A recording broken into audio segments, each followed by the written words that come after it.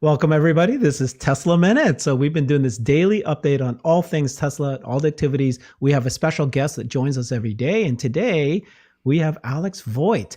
So, he is well known in the Tesla Twitter community. He's been around for a long time, keeping track of all things manufacturing, delivery, and things in Tesla, specifically focused on Europe.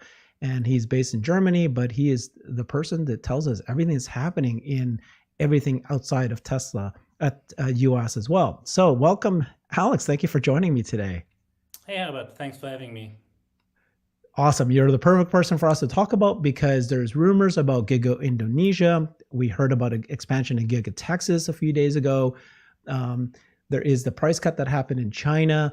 And all of this is pointing to whether or not there is a demand problem or not a demand problem. I saw that you did both a video and you've got some pretty good tweets saying that you don't think that there's a demand problem. So let's get right to it. So let's focus on this tweet that you did this morning. And you said Tesla's, there was a Bloomberg article that came out this morning saying that there is Tesla is nearing a deal with Indonesia. What do you know about that? So actually, I do not know more than what is written in the Bloomberg article, obviously, but I think we have to be careful, first of all, because we all remember how excited we've been about Mexico not long ago and Canada.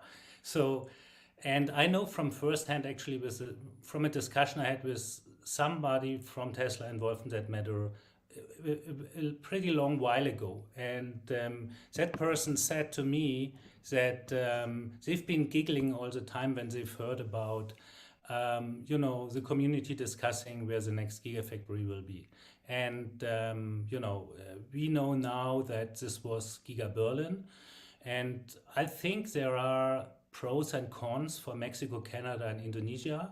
And actually, I believe Indonesia is not a bad place to go for a variety of reasons. Just if you look at the data, I mean, it's a country. It's 270 million people living there, citizens, quite big. You probably know that because I mean, at least your family is from Asia originally, right? Yeah. But I believe a lot of people have no clue about that size of that country. It's rich in minerals, obviously nickel and others, so it's attractive for a factory to build it up there. But even more, if you just look at the map and you understand that there's a lot of demand in Australia lately and also New Zealand. I got emails from New Zealand, by the way, around Tesla, Taiwan and other places. You can deliver from China, yes, but it's a long distance. People underestimate the distances in Asia.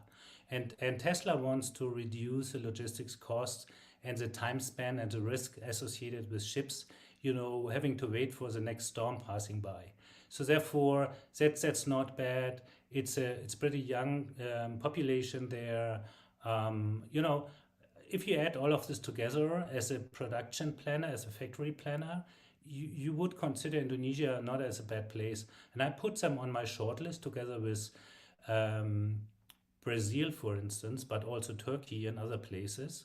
And Indonesia has always been a little bit a place where I thought it's not a bad idea. But we do not know what's going on. Probably there's a lot of negotiation going on in the background because that happened with Giga Berlin. There was a lot of negotiations with different countries, and nobody did know within Tesla who will finally get the job. And I was an advocate for Germany. Obviously, I'm German, so no surprise there. Yeah. But just looking at the same list of criteria that you would go through as a production planner, as a factory planner, you come up with certain countries. And every country has pros and cons. And if I think about Mexico or Canada, it's pretty close to the US, obviously. And all the money you get if you produce now in the US is just very tempting. So why would you open up a factory in Mexico, which is not that far away? Yes, you have lower labor cost, but you have other advantages in the US.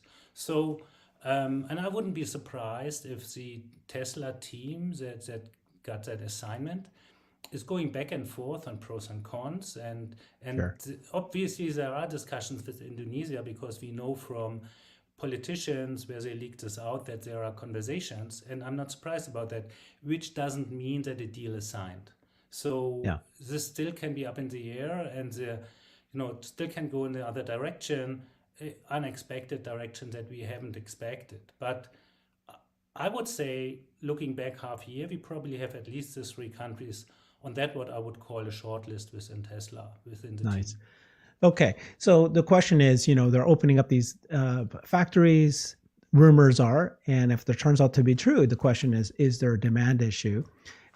We know that they reduced the prices in China a few days ago, and in Tao Lin, you tweeted this out, said that there's some media they say we're lowering the price because we can't sell anymore, but we think it, which is I think really nonsense. And then we've heard the plans to spend $700 million to expand Austin Gigafactory. And then if they're going to spend that, this is from JPR, 700 million. The largest of the four projects is 693,000 square foot facility called Cell 1. And then construction project expected to begin January 23, which is now, and complete February 12, 2024. So building spanning on Giga Texas. And then you tweeted out, if Tesla had demand issues, why would they invest 700 million to expand Giga Austin and continue to hire employees and expand Giga Berlin? Tell me what you're thinking about all these. What are the signs to you that you don't think that there's a demand issue? So I think, just looking at all this data and information and rumors and partly facts, I believe that, there is no holding back here on Tesla's side. They're going full speed ahead. That's what I see here happening. Yeah. There's no second thoughts, not for a second. They just go ahead with everything they have in order to expand their footprint. And if we talk about demand, which you brought up, and yes, I did actually 2 short videos about it, where I digged a little bit deeper in some areas. I think the definition of demand is very different with people. So it really depends. Will Tesla have challenges with demand or with backlog with certain models on certain configurations? Sure, this will probably happening in certain regions from time to time. But that's normal. Every automaker has that, and you have different ways to attract buyers to come in again. And this is just the name of the game. We've been living in a luxury world with Tesla where the backlog has been all the time crazy. Now this has been probably reduced a little bit to a level that is more average. Right. But if we talk about inventory levels, days to supply, it's still crazy low, which has other reasons again. And I don't see that Tesla is unable to attract buyers moving forward. And we all know from Cybertruck with 0.3, 0.4 million order backlog that they don't have an issue there. So, and I believe, I just looked today up in Germany, the Model Y, the cherry red one, the new red, it just, moved to 6 to 9 months all of a sudden, just because it came up there. So this is, and Tesla doesn't have a lot of variations in terms what they allow customers to choose from. So what I'm trying to say here is, certainly there will be some demand challenges right and left in a situation we are in, where a lot of people are afraid about recession and all of that. But there is no really underlying issue in terms of long-term demand for Tesla to grow as fast as they want. And this is why they invest all of that and go ahead like crazy. And the statement from China, from the VP, I think is a very clear statement that, she said, I don't think, or I believe, which she's guiding this away from an official statement from Tesla. But I believe that obviously she knows more than you and me together. And I don't think that there's any issue in China moving forward. There's been miscommunication in certain parts of the world with Tesla. We all would be happy, I believe, if communication would be done a little bit in a different proactive way to a certain extent. But this is Tesla, how it works. And we have to live with that. And the media is making big stories out of nothing, creating FUD stories like it's a problem that Shanghai is going down for a few days. Actually, what Tesla is doing in Shanghai is not a lot compared to what other automakers are doing for maintenance and retooling reasons at the end of Right, the year. when they cut it down. It's When you it's said earlier that Giga Berlin is hiring, that got me a little confused because I thought there was clear facts that they were, disarray and all the employees were leaving. But then do you have real fact that they were actually hiring? Yeah, but you just look up on LinkedIn, you find all the job postings there. And this was just Germany today was kind of 1100. Hmm. Obviously, there are also sales guys that they're searching for, but a lot of positions within Giga Berlin. And they've been ramping up now to 8,500. I think 12,000 is the full number for phase one they're looking for. And this is just Germany. I mean, there are a lot of other locations from Tesla in Europe, right? Think about Netherlands and other places. So and I'm just talking only about LinkedIn, and the majority of jobs is filled from the agency of work in Frankfurt. They are working for Tesla in order to find the right people. So what you're referring to is obviously this FUD story. I don't even remember who brought this up. I mean, the story is like following: if you put yourself in front of a gate of a large factory and you interview people coming out, you always will find someone who's not Right. happy with Sure. something. I believe that's what happened. And the media likes that because you get a lot of clicks, and Yeah. clicks means ad revenue, and ad revenue means money and salary. So this is what they are searching for. It's sad that this is repeated without any confirmation from all other media outlets, that in the past we all have been seen as conservative and trust, places that we can trust. But this is just the world we are living in with Tesla and the media today. Okay. And then in Europe, we're seeing that the Tesla is doing well, right? It's growing and increasing its presence. And then here, let's take a look at here. This is BYD. People are concerned that BYD is starting to take over in China. Somebody said they're eating Tesla's lunch in China, not realizing that the numbers they're probably looking at is not just BEVs, but hybrids. And B, they're totally in different markets. And I wanted to know what your opinion is. And so here's an article by Clean Technica, I think it is, or actually I don't know which one is it now. It says Tesla's aggressive price cuts are affecting BYD reservations in China. So they're saying that the price cut that recently happened is actually affecting it. And then there's this rumor that came out, and Ezra tweeted this, but I have no idea where this came from. I don't know where the source is, but it says, he's saying BYD is going to launch electric hatchbacks with new sodium-ion batteries. The pricing is going to be quite low at $12,500, and there's an extended range, and it's going to be Q2 2023. That's what it looks like, and they plan to mass produce the sodium-ion batteries in 2023. Yeah, so is this a rumor? Is this real? Does it matter if they come out with something low cost? And when do you think Tesla will be able to start actually addressing this market? So first of all, I think it's we should look at full electric vehicles, as you just indicated, and not in hybrids if we talk about BYD. So, and that numbers in terms of BEVs is not easy to get to. So at least I couldn't find them easily or at all.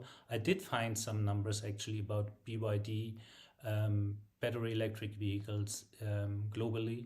And if they are correct, then there was indeed a big jump from BYD in Q4, which is fantastic, which is good, because we all know they focused mainly on China and they have a good name in China, and all of that is good because they think, I mean, they're going now to Europe.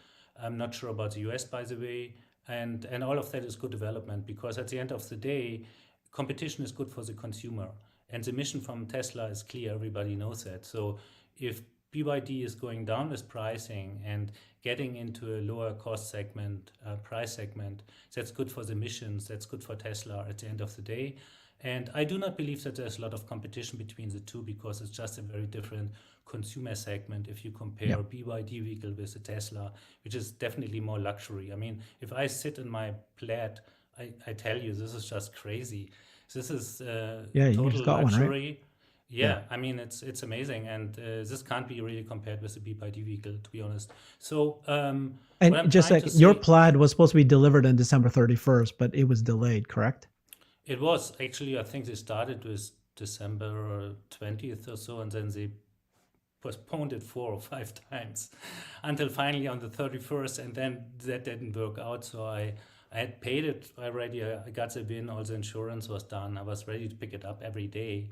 And they've been really very sorry because they couldn't because of logistics issues. They called me twice and apologized big time for that. They even wrote me an email later on. So really good communication.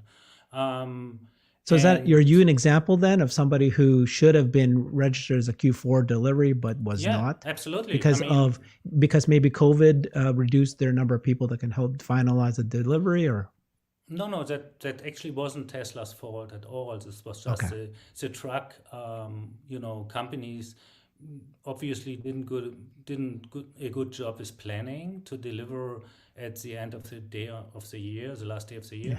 yeah, yeah, So I mean, there are always supply chains are really long, and my car obviously came from the US, from Fremont. I So see, there's a ton that things that can happen on the way, which we all can't think about, and this is delaying and causing issues and problems, which is why I believe there's a lot of stress at the end of the quarter each time within Tesla, and they're trying to get rid of that in the future, which is the right thing to do. But coming back to BYD and Tesla, I believe the market is big enough for 2 to 3 really large players. Tesla, in my opinion, will play more in the luxury high-end segment, which really very, very strong margins. So this is going to continue. So people believe this will go down. I doubt that.